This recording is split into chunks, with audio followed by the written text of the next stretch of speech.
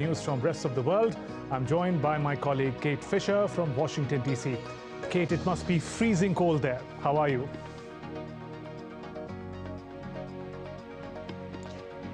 Indeed. Good morning, Shubhendu, from a snowy Washington, D.C. It's 9 a.m. here on the East Coast of the United States. Coming up, at the World Economic Forum in Davos, U.S. Secretary of State Antony Blinken has celebrated the relationship, the strong relationship, he says, between the U.S. and India. And in the Middle East, Israel and Hamas have agreed a deal to get more aid into war-torn Gaza. We'll have more on that with me here in Washington shortly. Back now to you for the rest of the day's headlines.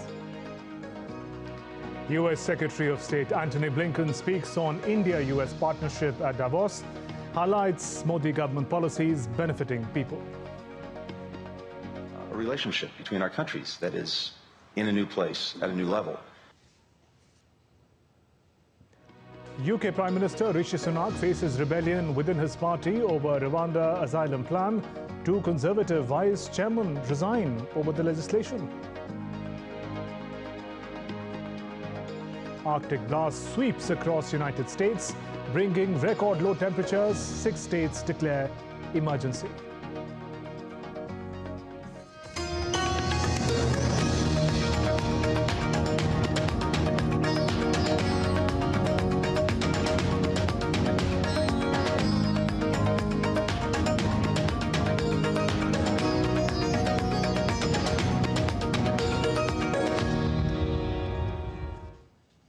And first, the latest updates from the World Economic Forum. U.S. Secretary of State Antony Blinken on Wednesday termed India as an extraordinary success story.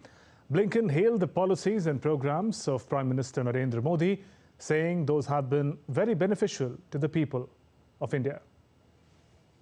We see the remarkable achievements that Prime Minister Modi has achieved, moved forward under his watch that have materially benefited and materially positively affected so many Indian lives. We also see a relationship between our countries that is in a new place, at a new level.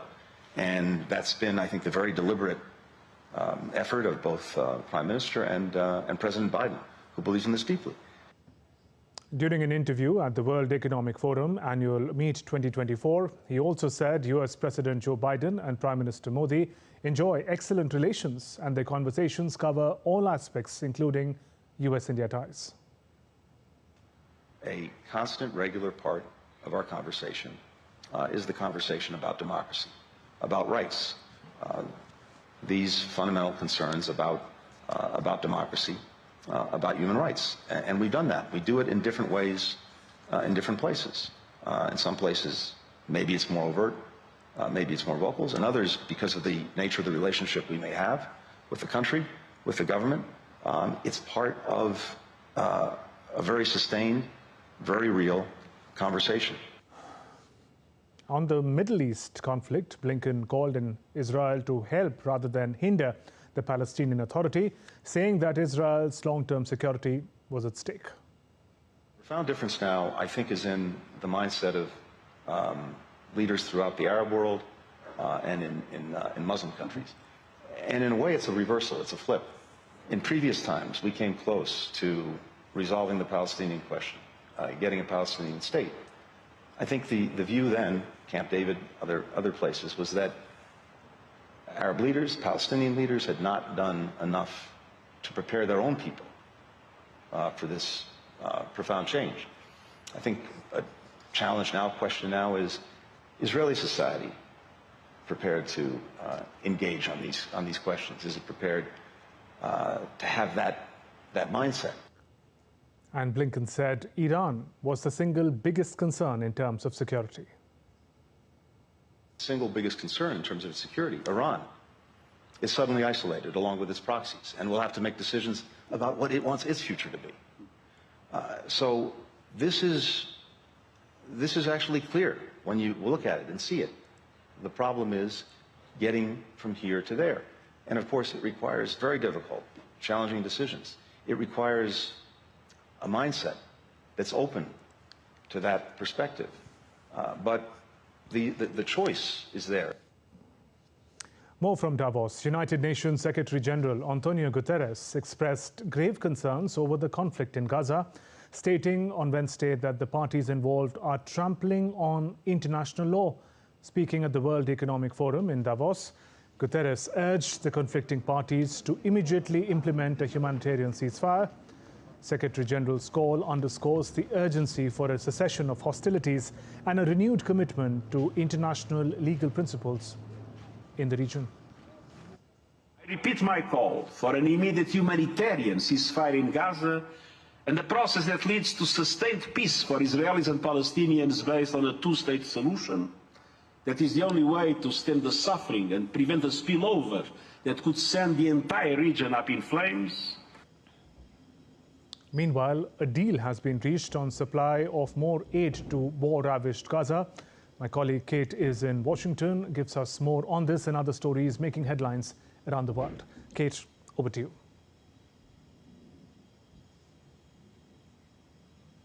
That's right.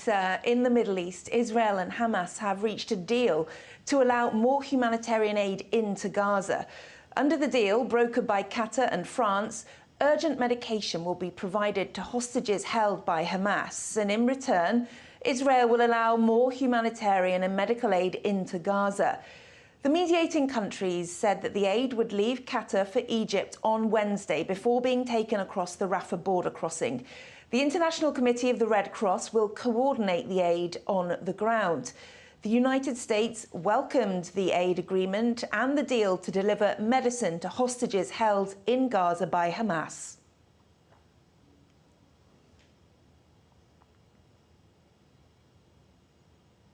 The Israel Defense Forces and the Shin Bet have eliminated the leader of the terrorist infrastructure in the Balata camp in the West Bank.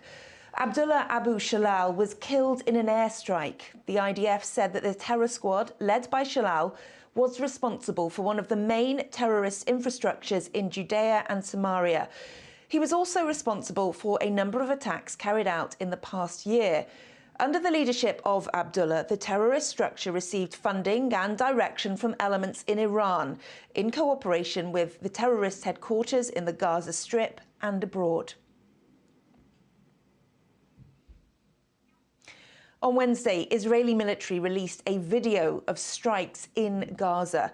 They say that its strikes in the Strip have killed 6 Palestinian terrorists, including the Southern District Hamas officer in charge of interrogating suspected spies. We have Stuart Smith now in Brussels with more on this. US Secretary of State Antony Blinken has been given his personal emotional reaction to what he calls a gut-wrenching conflict. He is still reiterating his desire to see a pathway to the Palestinian state, and he's asked on all parties to try to help rather than hinder the Palestinian Authority. That's different to Hamas, which is the group which is characterized as a terrorist group in the US and the European Union, which conducted that attack on Israel. He says while Hamas should be destroyed and Israel agrees, he would like to see the Palestinian Authority brought in, because he says without their support and without the help of Israel in helping the Palestinian Authority come to power, there will be no solution here. The United Nations Secretary-General Antonio Guterres has repeated his call for an immediate humanitarian ceasefire in Gaza and said that's the only way to eventually lead to a sustained peace. He says this is the only way to stem the suffering and prevent a spillover that could send the entire region up in flames. Stuart Smith there in Brussels. The US military carried out new strikes in Yemen on Tuesday against anti-ship ballistic missiles in a Houthi-controlled part of the country. The White House said that additional US strikes on Tuesday took out ballistic missiles that the Houthis were ready to launch. During the strikes, one of the missiles struck a Greek-owned vessel in the Red Sea. Now, attacks by the Iran-allied Houthi terrorists on ships in the region since November have affected global supply chains, and governments are worried. France said that it chose not to take part in the US-led strikes because it wants to avoid a regional escalation. French President Emmanuel Macron said the country has a, quote, defensive approach in the Red Sea and would stick to this stance. Meanwhile, in a bid to cut off their funding and supply of weapons, US President Joe Biden's administration plans to put Houthi rebels back on a US list of terrorist organizations.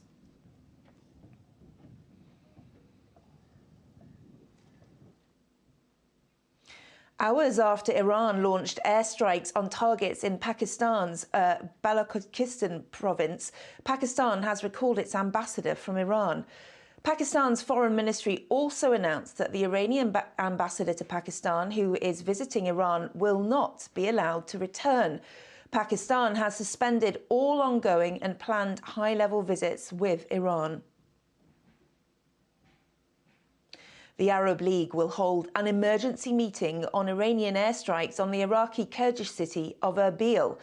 Earlier in the day, Masroor Barzani, the Prime Minister of Iraq's Kurdistan region, cancelled a meeting with Iran's foreign minister at the World Economic Forum in Davos. Iraq called the strikes an attack on its sovereignty. Iran said that the strikes targeted what it called an Israeli spy headquarters. Onto the war in Europe now, and EU Chief Ursula von der Leyen remains confident that all 27 member states will agree to jointly extend more financial aid to Ukraine, despite opposition from Hungary. Hungarian Prime Minister Viktor Orban has threatened to veto the bloc's $54 billion package for Kyiv. Von der Leyen's remarks come a day after she met Ukrainian President Volodymyr Zelensky on the sidelines of the World Economic Forum in Davos.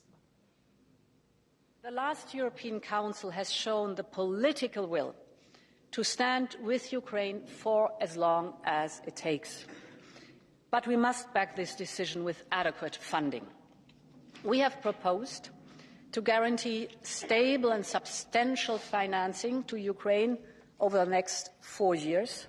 These are priorities that we collectively share, and we need this midterm review, and I am confident that we will find a solution by 27, that this is possible. Meanwhile, US Secretary of State Antony Blinken says he doesn't see a stable Ukraine ceasefire in the near future. In this moment, I don't see it. We're always open to it, attentive to it, because more than anyone else, the Ukrainian people want this. But there has to be a willingness on the part of Russia to engage, to negotiate in good faith, based on the basic principles that have been challenged by its aggression. Ukrainians are more united than they've ever been. The NATO alliance is stronger, it's larger, and it will get larger still in the weeks ahead. So stepping back, the strategic picture looks, I think, very different than maybe the day-in, day-out picture as you see challenges on the battlefield. Here in Washington, the US Senate has taken the first step towards passing a bill to keep the government funded into March. In a 68-13 vote, the upper chamber advanced a bill that will serve as the vehicle for the stopgap measure known as a continuing resolution. It would extend government funding deadlines to March the 1st and March the 8th to give both chambers time to approve longer-term funding. The vote will put the Senate on track to pass the continuing resolution before Friday, and if passed, it will be the third short-term spending deal that Congress has passed since September last year. Back to the presidential election now, and Donald Trump and his Republican opponents have kicked off a week of campaigning in the state of New Hampshire ahead of its nominating contest, with the ex-president's competitors battling to slow his march to the party's White House nomination. A day after Iowans gave him an overwhelming victory in the first vote of the 2024 presidential contest, Mr. Trump arrived in New Hampshire late on Tuesday after appearing in a New York court to defend himself against charges that he defamed writer E. Jean Carroll after she accused him of raping her decades ago. Well, more than half of Iowa Republican voters backed Mr. Trump, propelling him towards a potentially close and acrimonious rematch against Democratic President Joe Biden in the campaign for November's presidential election. Florida Governor Ron DeSantis finished a distant second to Mr. Trump in Iowa, pushing former UN Ambassador Nikki Haley into third place. Well, some updates on the weather now, as a massive series of winter storms are sweeping across the United States, killing at least 9 people. Almost 80% of the US was below freezing temperatures on Tuesday night, according to its National Weather Service. More than 1,200 flights were cancelled and 4,700 were delayed, due to which a state of emergency was declared in 6 US states: Arkansas, Alabama, Kentucky, Mississippi, New York and Nebraska. Schools also remain shut as winter storms bring whiteout conditions. Storm warnings are in effect for almost 125 million people, as snow has begun to fall on the East Coast, affecting places including Pennsylvania, New York and, as you can see, Washington, D.C.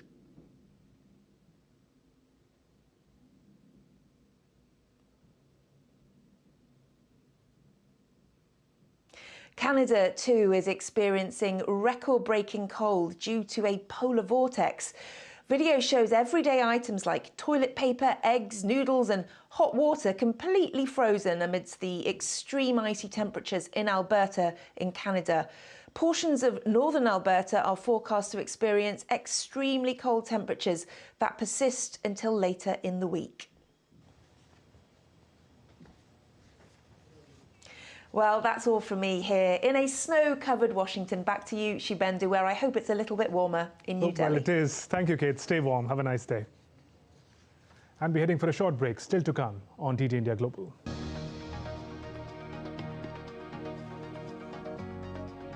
At least 2 people were killed, more than 70 injured when explosives stored at a house detonated in Nigeria's Oyo State. How Ayodhya is gearing up for Ram Temple inauguration.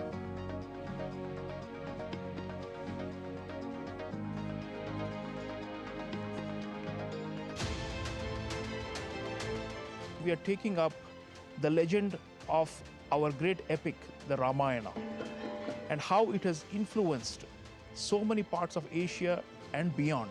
In Indonesia, Thailand, Laos, Cambodia, Singapore, Malaysia, you can think of all these areas where Ramayana is like, it's just a living thing.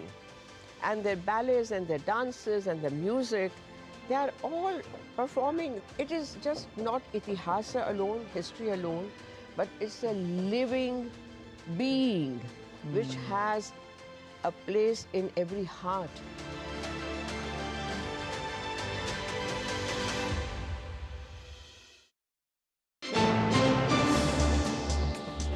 Voice of a rising aspirational world. Stories of challenges, struggles and accomplishment. A world battling conflict, hunger and poverty. Embracing growth, development, science and technology. A voice of progress, a voice of unity. Watch Voice of the Global South with me, Akshay Dongre, only on DD India.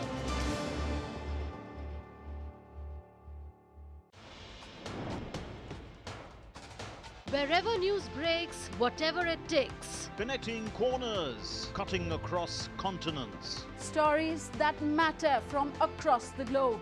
Accurate, authentic journalism that serves you right. From politics to glamour, from sports to world affairs, with a fusion of aesthetics and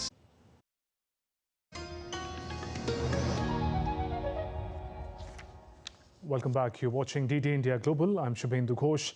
British Prime Minister Rishi Sunak is facing major parliamentary showdown on Wednesday over the plan to send asylum seekers to Rwanda.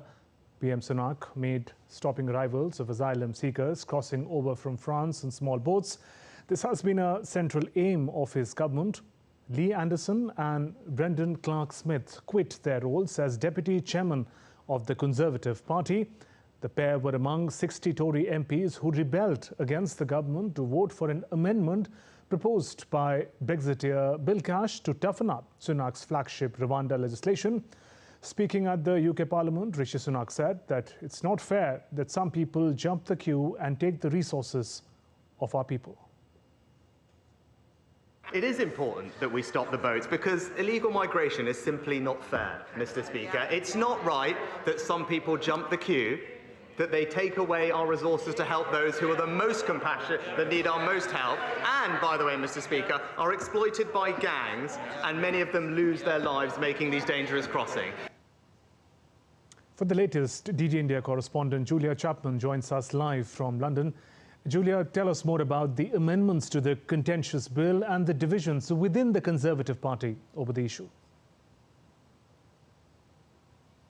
Well, this bill is going through Parliament after the UK's Supreme Court ruled that the Rwanda plan, this plan to send asylum seekers to Rwanda to have their asylum claims processed there, was unlawful. Now, the government is trying to address the concerns of the court and has put forward a new bill which would designate that Rwanda is a safe country following a treaty signed with Rwanda, ensuring that no asylum seekers can be sent back to their countries of origin, that they would have to be sent here if there are any issues in Rwanda. And it would also give powers to ministers here in the UK to circumvent the UK's own human rights legislation and any injunctions from the European Court of Human Rights that would seek to stop deportations at the last minute. Now, some members of the ruling Conservative Party do not believe that this legislation goes far enough. They want to ensure that there cannot be any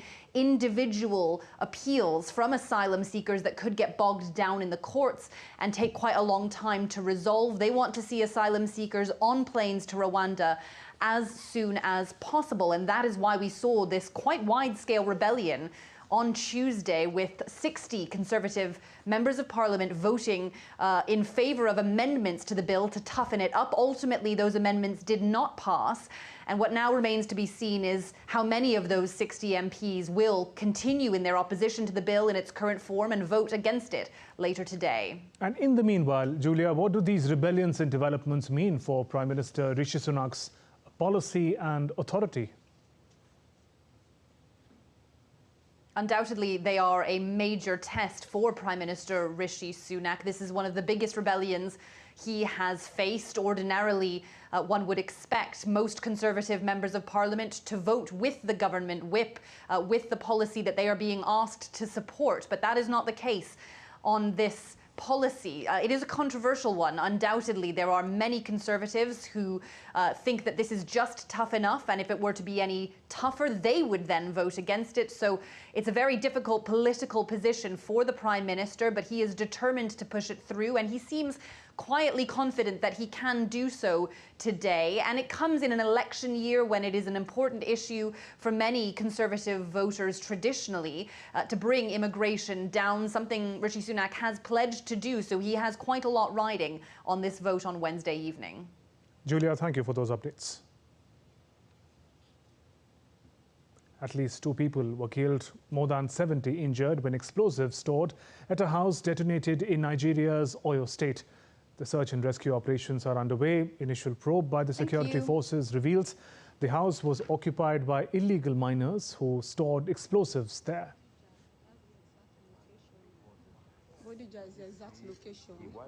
And China's economy continues to slow down amid a worsening property crisis and a weak consumer demand. The country's GDP grew 5.2% in the fourth quarter, but it failed to meet the 5.3% target. Analysts also blame the mounting local government debt for China's sluggish post-COVID recovery. The country is expected to roll out more stimulus measures to boost the economy. Let's take a look at some other stories making news around the world. Romanian farmers and hauliers protested on outskirts of Bucharest on Tuesday, causing more than 2-hour wait on the Ukraine border.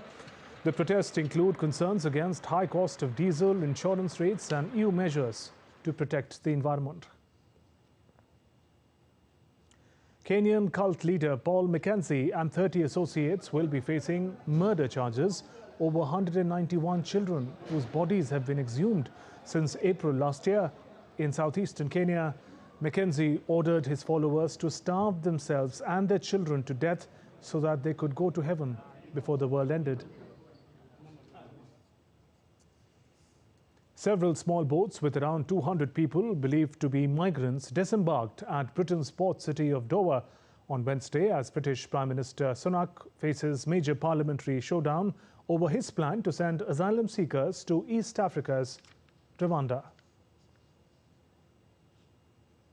A total of 1,558 tourists and 445 vehicles stranded by heavy snowstorms and avalanche in northwest China's Xinjiang village left safety as rescue teams cleared the snow-blocked section on Tuesday. Multiple rounds of snowfall swept the area since 6 January, resulting in several avalanches that blocked roads connected with external regions.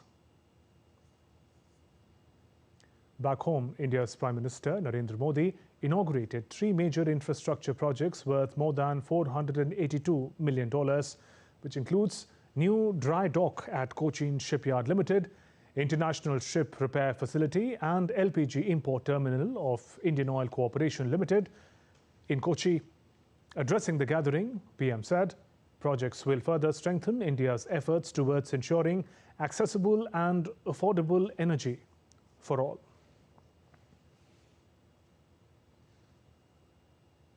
India's Prime Minister Modi offered prayers at Guruvayur Temple in southern state of Kerala.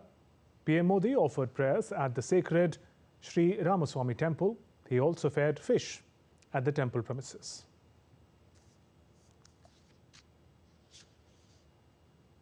And we now get you all the buzz from the temple town of Ayodhya.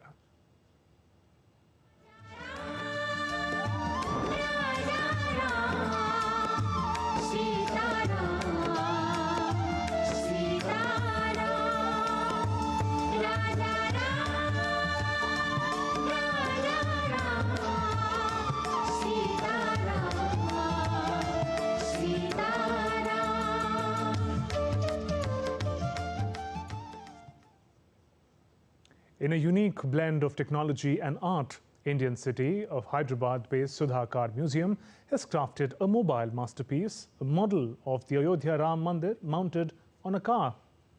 Kainboina Sudhakar, the owner of Sudhakar Museum, has crafted the car so that local people can catch a glimpse of the iconic temple. The main idea behind designing this mobile car is that everyone cannot go to Ayodhya, so this mobile car, people can get a glimpse of the temple where they are.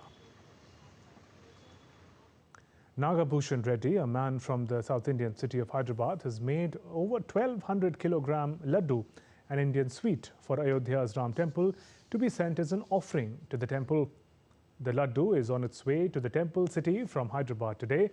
The Indian sweet is being carried in a refrigerated glass box. That's all for this edition of DD India Global. Let us know your thoughts on the news of the day. You can connect with us on Facebook, X and Instagram. You can also join us online at ddindia.co.in. We'll be back with more news as it breaks here on DD India. I'm Shubhendu Ghosh from all of us here in Delhi. Thanks for watching DD India Global. Namaskar.